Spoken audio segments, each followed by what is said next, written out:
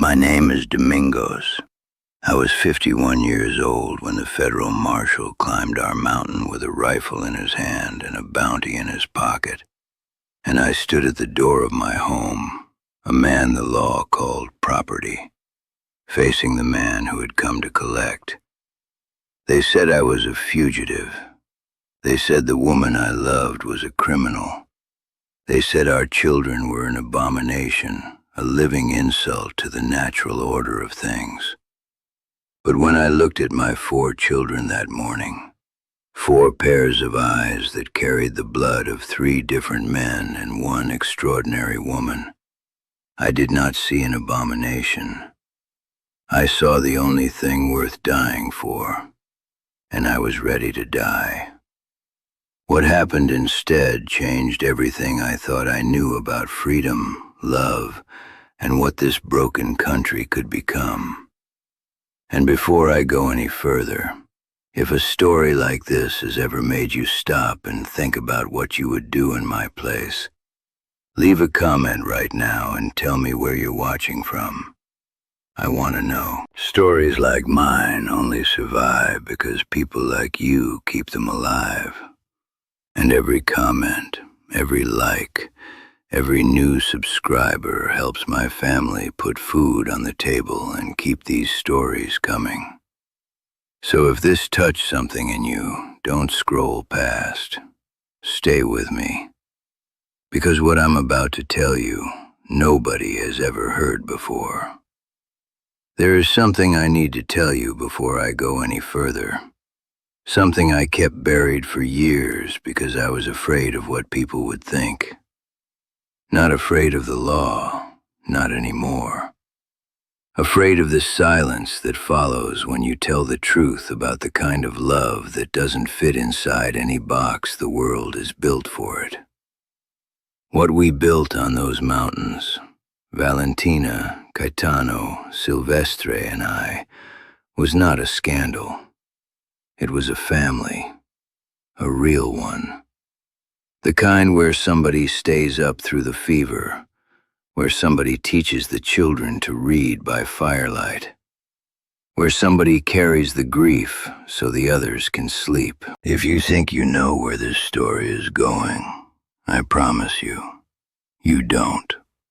Not yet. The Appalachian Mountains of West Virginia in 1890 were not a gentle place. They were ancient and indifferent, all gray fog and black rock and pine trees so tall they swallowed the sky. Our cabin sat at nearly 3,000 feet, tucked into a fold of the mountain like a secret the earth was keeping. In the mornings, the mist came so thick you could barely see your own hand in front of your face. The air smelled of wet wood, chimney smoke, and something wild. Deer, or maybe the memory of something older than deer. The nearest town was 4 hours down a trail that turned to mud every time it rained, which in those mountains was often. We were hidden not just by choice, but by geography itself. The mountain held us the way a closed fist holds something precious, tight, invisible, and safe from everything outside. Our days had a rhythm that I still feel in my bones when I close my eyes. I woke before sunrise to split wood. Caetano milked the 2 goats we kept in a lean-to behind the cabin. Silvestre, whose hands were the most gifted of all of us, repaired whatever had broken. Hinges, boots, fence posts, the children's toys. Valentina taught. Every single morning, without exception, she sat those 4 children at the rough-hewn table and put books in front of them. Not primers, real books. Philosophy, history, mathematics. She believed, with a fierceness that sometimes frightened me, that knowledge was the one thing no marshal, no law, no bounty hunter could ever take from a person once it was inside them. By noon, we were all working the small garden. By nightfall, we were a family. A strange, impossible, stubborn family, but a family nonetheless. But underneath all of it, underneath the firewood and the goat's milk and the children's laughter, there was something I carried alone. A wound that had no name in English or in any language I knew. I had been born into slavery in Virginia. I had watched my own mother sold away from me when I was 7 years old. Watched her walk down a road and never come back. And I had spent the next 40 years trying to outrun that image, that road, that dust, her shoulders disappearing. Even on the mountain, even surrounded by people who loved me, I would wake in the night with my chest full of something cold and heavy. Freedom, I had learned, was not a feeling that arrived and stayed. It was something you had to choose again every single morning. And some mornings, that choice cost everything. It was a Tuesday in October of 1890 when everything we had built cracked open like dry timber. The children were at the table with their books. The fire was low. Valentina was standing at the window the way she sometimes did when something in the air made her uneasy.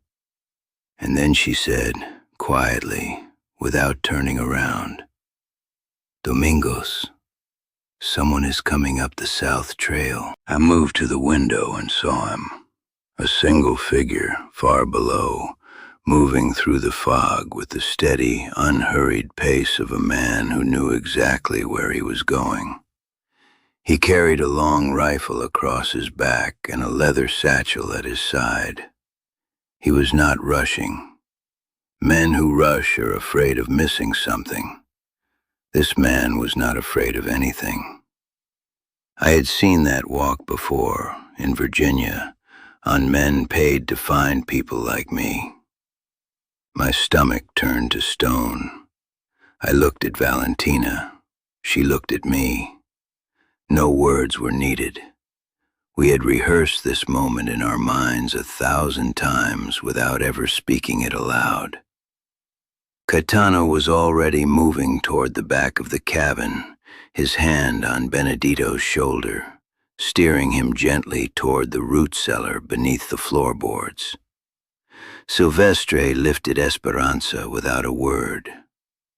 But Teodoro, my Teodoro, 11 years old, with my eyes and my stubbornness, stood perfectly still at the table, his book open, looking at me. "Papa," he said very quietly, "are we running again?"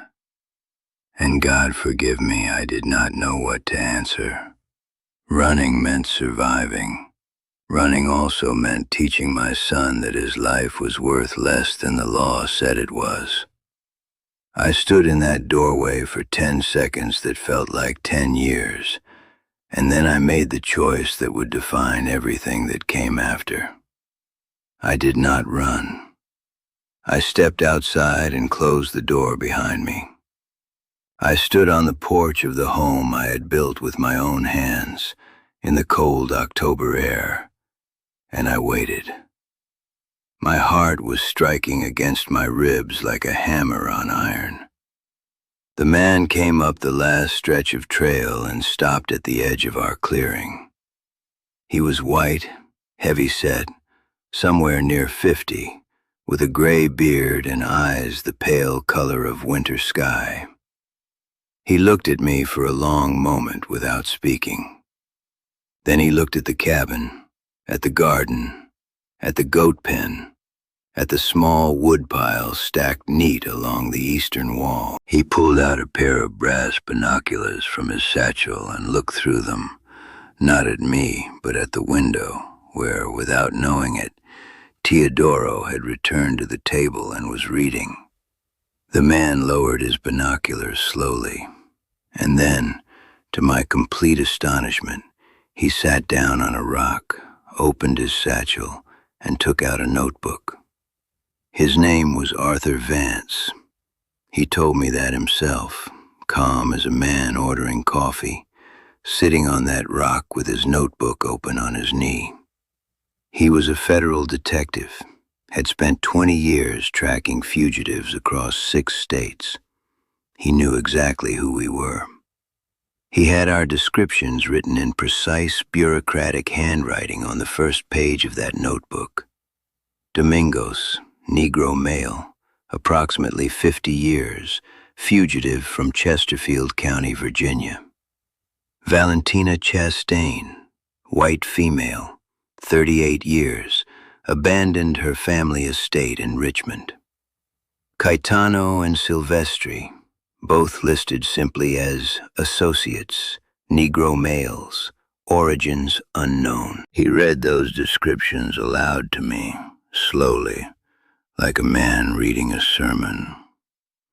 Then he closed the notebook, looked up at me, and said something I had not expected in 40 years of living as a hunted man. He said, "I'm not here to take you anywhere, Domingos. I'm here because I cannot explain your children." That night I could not sleep. I lay on my back in the dark, listening to Valentina breathe beside me, listening to the mountains settle and creak around us, and I thought about what Vance had said. He had seen Teodoro reading through those binoculars. He had then apparently watched our homestead for 3 days before approaching. 3 days during which he had observed 4 children of visibly different complexions living together in apparent harmony, being educated by a white woman from Virginia's elite, in the middle of mountains where the law barely reached. I understood then what we looked like from the outside. We were not just a family. We were a question that the science of that era desperately wanted to answer, and desperately wanted to bury. I thought about my mother on that road in Virginia. I thought about Teodoro's face when he asked if we were running. I pressed my hands flat against the floor beneath me, my floor, in my house, and I made myself breathe. Vance came back the next morning, and the morning after that. He was methodical, I will give him that. He brought with him on the 3rd visit a man I had not expected, Professor Eugene Hargrove, from the University of Virginia, a small, nervous academic with wire-rimmed glasses and ink-stained fingers who studied what he called patterns of hereditary transmission. He looked at our children the way a jeweler looks at stones of uncertain origin, with fascination, with hunger, and with something that made the hair on the back of my neck rise. Caetano stood in the doorway with his arms crossed. Sylvester said nothing, but his jaw was tight. Valentina, however, looked at that professor with an expression I had never seen on her face before. Calculation. She was already thinking 3 moves ahead, the way she always did, the way that had kept us alive for 11 years. Whatever she was planning, I knew enough to stay quiet and watch. Then Marshal Faulkner arrived. If Vance was a cold wind, Faulkner was a wildfire. He came up that mountain on horseback with 2 deputies, in broad daylight, making no effort to conceal himself, because men like Faulkner had never needed to hide from anything in their lives. He was tall, heavy-shouldered, with a lawman's badge on his chest, and the eyes of a man who had decided long ago that certain people were not fully human. He looked at our cabin, at our children playing in the yard, at Valentina standing on the porch, and the disgust on his face was so open, so complete it was almost architectural, like it had been built into him from the foundation up. He did not speak to me. He spoke to Valentina. "Ma'am," he said, "you are coming down this mountain today, one way or another." Behind me, I heard Teodoro go very still. What Faulkner wanted was not justice. I understood that within 30 seconds of him opening his mouth. He wanted leverage. He had learned, through channels I could only guess at, about Professor Hargrove's interest in our family, and he smelled money in it. Scientific curiosity from northern universities was beginning to fund expeditions, studies, documentation. Faulkner intended to sell us, not into slavery, which was technically illegal by then, but into a kind of sanctioned exhibition, the kind where families like ours were put on display for the edification of the educated classes, stripped of our names and our dignity and our story, reduced to data points in somebody else's argument about race and nature. I stood on that porch and felt something I had not felt since childhood. The particular helplessness of a man whose body is being discussed as though he is not present. My hands were shaking, not from fear, from a fury so old and so deep it had its own heartbeat. It was Valentina who broke the silence. She stepped off that porch and walked straight toward Faulkner with a leather folder pressed against her chest. Documents I had never seen before, papers she had kept hidden in the false bottom of our medicine chest for God knows how long. She opened that folder and held it up for the marshal to read. I moved closer, my eyes scanning the pages over his shoulder, and what I saw stopped the breath in my throat. Legal documents, correspondence between Valentina and Professor Hargrove, dated 18 months prior. She had contacted him herself, intentionally. She had initiated the academic relationship long before Vance ever climbed our mountain. Our family had not been accidentally discovered by science. Valentina had offered us to it, deliberately, as a shield. She had known that the only protection powerful enough to keep us safe was not a weapon or a hiding place. It was legitimacy. The legitimacy of being studied, documented, and declared useful to the intellectual ambitions of men who mattered. Everything reordered itself in my mind in the space of a single breath. Every visit from Hargrove, every careful observation, every notebook entry, none of it had been coincidence. Valentina had engineered it all with the quiet precision of a woman who had grown up watching powerful men operate and had learned every move they made. She had understood something that I, in my fury and my pride, had missed entirely. That in 1890 America, a black man's freedom could not be defended with righteousness alone. It had to be packaged in the language the powerful already respected. She had taken our love, our strange, enormous, defiant love, and translated it into a scientific document that made us too valuable to destroy. When I finally looked at her face, she was not watching Faulkner. She was watching me, waiting to see if I understood.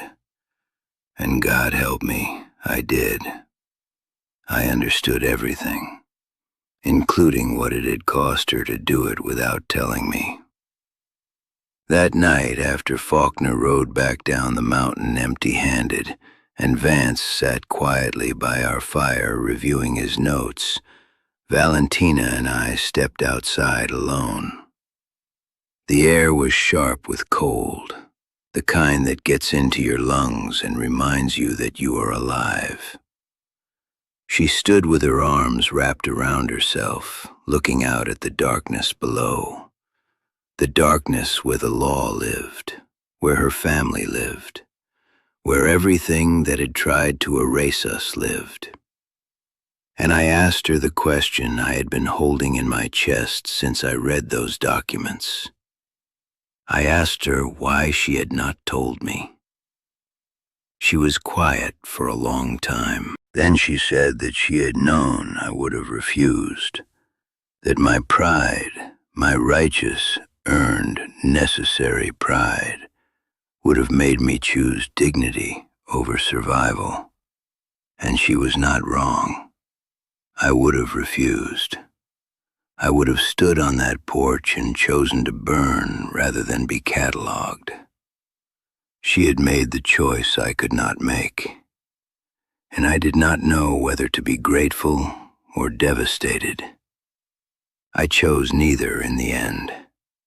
I chose something harder than both. I chose to understand, not to forgive immediately. Forgiveness is a slow thing, a thing that grows in the dark like a root. But to truly look at what she had done and see it whole, without the armor of my own wounded pride distorting its shape. She had not betrayed me. She had protected our children using the only currency that world recognized, the approval of educated white men with institutional backing. It was humiliating. It was also brilliant. It was also the reason Teodoro would wake up the next morning in his own bed instead of a cage. I reached out and took her hand in the cold and held it without speaking. Because there are moments when words are the smallest thing two people can offer each other. What I felt in that silence, the grief, the gratitude, the love that had no clean edges, that was who I really was. Not the man who stood tall on the porch, the man who could hold complexity without dropping it. The morning after Faulkner left, I woke before dawn and stood at the door of our cabin without opening it. I could hear all of them inside. Valentina's slow breath, Caetano turning in his sleep, Silvestra's quiet cough. 4 children pressed together beneath wool blankets like they had always belonged to each other. And I understood, standing there in the dark with my hand flat against that wooden door, that the confrontation was not over. It was just changing shape. Faulkner would return with lawyers or journalists or men with a different kind of power. We had bought time, not peace. I pressed my forehead against the door and let myself feel the full weight of what we were. Not a scandal, not an experiment. A family that had refused again and again to be erased. That refusal was the bravest thing I had ever been part of. Faulkner never came back, not because he changed his mind. Men like Faulkner do not change their minds. He came back to the base of our mountain twice more that winter, and both times Professor Hargrove's correspondence reached the county sheriff before Faulkner's boots touched the first stone of our trail. Vance, to his credit, had filed a report with the federal office in Charleston describing our homestead as an active site of academic documentation, untouchable by local jurisdiction. It was a paper wall, thin as onion skin, but it held. Teodoro went down to the Valley School the following spring and sat in a classroom for the first time in his life. He came home that first evening, sat at our table, and opened his book without saying a word. But his back was straight, and that straightness told me everything the law had never been able to give me in 51 years of living. I am an old man now, and the mountains are still there. I know because I can feel them when I close my eyes. That cold, clean air, the sound of pine trees in a high wind, the particular silence that falls after snow. What I carried down from those peaks was not a victory. It was something quieter and harder to name. I learned that freedom is not given and it is not taken. It is built, slowly, by ordinary hands doing ordinary things, splitting wood, teaching children, holding someone's hand in the cold. I learned that love, real love, does not ask for permission from the law or the church or the science of its time. It simply endures. Valentina endured. Gaetano and Silvestre endured. My children endured. And if this country is still learning what it means to be free, then perhaps the lesson started, quietly, on a mountain in West Virginia, in a cabin the fog kept hidden, where 4 people loved each other without apology and raised 4 children who were never ashamed of their own blood.